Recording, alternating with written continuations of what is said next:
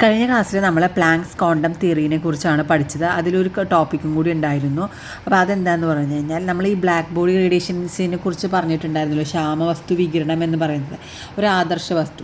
അപ്പോൾ അത് ടെമ്പറേച്ചറുമായിട്ട് ഡിപ്പെൻഡ് ചെയ്തിട്ടുണ്ട്. The nature of radiation emitted by black body depends upon its ടെമ്പറേച്ചറുമായിട്ട് എന്താണ് ഡിപ്പെൻഡബിൾ ആണ് നേച്ചർ ഓഫ് റേഡിയേഷൻ എന്ന് പറയുന്നത്. അപ്പോൾ ഇതിപ്പോൾ നമ്മളൊരു ആദർശ വസ്തുവിൽ അത് ചുറ്റുപാടുമായിട്ട് താപീയ സന്തുലനത്തിലായിരിക്കും. അപ്പോൾ ഒരു ശ്യാമവസ്തു എന്ന് പറയുമ്പോൾ വികിരണോർജ്ജത്തിൻ്റെ പൂർണ്ണ ഉത്സർജനകാരിയാണ്, അല്ലെ? പൂർണ്ണമായിട്ടും ഇവിടെ എന്താണ് ഇവിടെ തട്ടുന്നത്, പൂർണ്ണമായിട്ടും ഉത്സർജിക്കുന്നുണ്ട്. അപ്പോൾ ഇനി ചുറ്റുപാടുമായിട്ട് എന്താണ് താപീയ സന്തുലനത്തിലുമായിരിക്കും.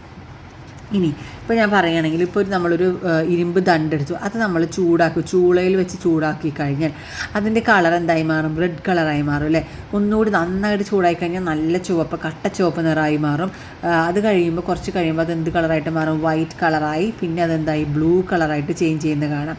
അപ്പോൾ ഇതെന്താണ് അതിൻ്റെ അർത്ഥം? ബ്ലൂ കളറായിട്ട് ചേഞ്ച് ചെയ്യുന്നതിൻ്റെ കാരണം ഇപ്പം ഉയർന്ന താപനിലയിലുള്ള വികിരണത്തിൻ്റെ സിംഹഭാഗവും ദൃശ്യപരിധിയിൽ നമുക്ക് കാണാൻ സാധിക്കുന്നതാണ്. എന്താണ് ഉയർന്ന താപനിലയിലുള്ള വികിരണത്തിൻ്റെ? അപ്പോൾ എന്താണ് നമുക്ക് ദൃശ്യപരിധിയിൽ നമുക്ക് കാണാൻ കഴിയുന്നതാണ്. താപനില ഈ ടെമ്പറേച്ചർ കൂടുന്നതിനനുസരിച്ച് അവിടെ എന്താണ് കുറഞ്ഞ തരംഗ ദൈർഘ്യമുള്ള വികിരണം സൃഷ്ടിക്കപ്പെടുന്നു. ടെമ്പറേച്ചർ വളരെ കൂടുതലാണെങ്കിൽ എന്താണ് അവിടെ നീലപ്രകാശം സൃഷ്ടിക്കപ്പെടുന്നുണ്ട്. ഉദാഹരണം, ഒരു ഇരുമ്പ് തണ്ട് ചൂളയിൽ ചൂടാക്കുമ്പോൾ ആദ്യം എന്താണ് ഇരുണ്ട ചുവപ്പിലേക്ക് മാറുന്നു. അപ്പോൾ അതിൻ്റെ എന്താണ് കൂടുതൽ തരംഗദൈർഘ്യമാണുള്ളത്, അല്ലെ? വേവ് ലെങ്ത് കൂടുതലാണ്. തുടർന്ന് എന്താണ് താപനില വീണ്ടും വർദ്ധിപ്പിക്കുമ്പോൾ ചുവപ്പ് നല്ല ചുവപ്പാവുന്നു.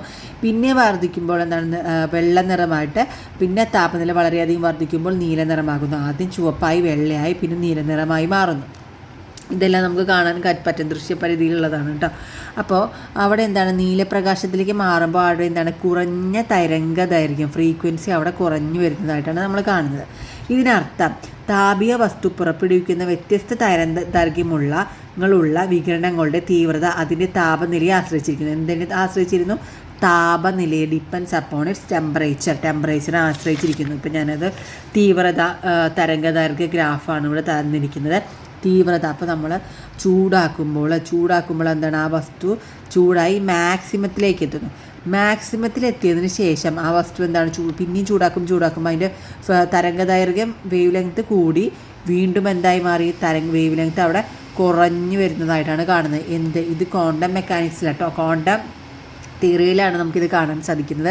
ക്ലാസിക്കൽ ഫിസിക്സിൽ ഇതെന്താണ് നേരെ ഇതിങ്ങനെ ചൂടായി തരംഗദൈർഘ്യം കൂടി തീവ്രത കൂടുമ്പോൾ ഇതിങ്ങനെ നേരെ പോകുന്നതായിട്ടാണ് നമുക്ക് ക്ലാസിക്കൽ ഫിസിക്സിൽ കാണാൻ കഴിയും. ഇതെന്താണ് ഇൻഫിനിറ്റിയിലേക്ക് ഇങ്ങനെ പോകും. ഇൻഫിനിറ്റിയിലേക്ക് ഇങ്ങനെ പോയി കഴിഞ്ഞാൽ അവിടെ എന്താ തീവ്രത കൂടുമ്പോൾ തീവ്രത കൂടുമ്പോൾ വേവ് ലെങ്ത് അവിടെ കൂടി എന്തായി അവസാനം തീവ്രത കൂടുമ്പോൾ ഇതെന്താണ് അവിടെ ഒരു പൊട്ടിത്തെറിയാണ് ഉണ്ടാവേണ്ടത്.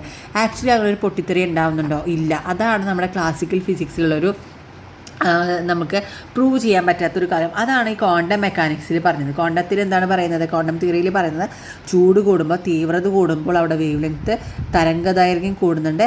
അതൊരു മാക്സിമം പോയിന്റിലേക്ക് എത്തുമ്പോൾ അവിടെ എന്താ തീവ്രത കൂടുമ്പോഴും എന്ത് സംഭവിക്കുന്നു? അതിൻ്റെ തരംഗദൈർഘ്യം കുറഞ്ഞു വരുന്നു. അതാണ് നമ്മൾ ഇരുമ്പ് തണ്ടിൻ്റെ കേസിൽ പറഞ്ഞത് കേട്ടോ. അപ്പോൾ ഇതാണ് ഇവിടെ പ്ലാങ്ക്സ് ക്വാണ്ടം തിയറിയിൽ സംഭവിക്കുന്നത്. തീവ്രത കൂടി മാക്സിമത്തിലെത്തി അത് വീണ്ടും എന്താണ് തീവ്രത കുറഞ്ഞു വരും. തരംഗദൈർഘ്യം കൂടിയാലും എന്താണ് തീവ്രത കുറഞ്ഞു വരും. ഏറ്റവും കൂടുതൽ തരംഗദൈർഘ്യം ഉള്ളത് ഇതിനാണ്. തരംഗദൈർഘ്യം കൂടുതലുള്ളത് റെഡിനാണ്. തരംഗദൈർഘ്യം വേവ് ലെങ്ത് കുറവുള്ളത് ബ്ലൂവിനാണ്. ഓക്കെ, എന്താണ് പറഞ്ഞത്? താപീയ വസ്തു പുറപ്പെടുവിക്കുന്ന വ്യത്യസ്ത തരംഗദൈർഘ്യങ്ങളുള്ള വികിരണങ്ങളുടെ തീവ്രത എന്തിന് ഡിപ്പെൻഡബിളാണ്? താപനിലയെ ടെമ്പറേച്ചറിന് ഡിപ്പെൻഡാണ്. തീവ്രതയാണ് ഡിപ്പെൻഡബിൾ ആണെന്ന് പറയുന്നത്. ഇതാണ് പ്ലാങ്ക്സ് ക്വാണ്ടം തിയറിയിൽ ഞാൻ പറയാൻ വിട്ടുപോയൊരു ടോപ്പിക്കാണ് കേട്ടോ അത്.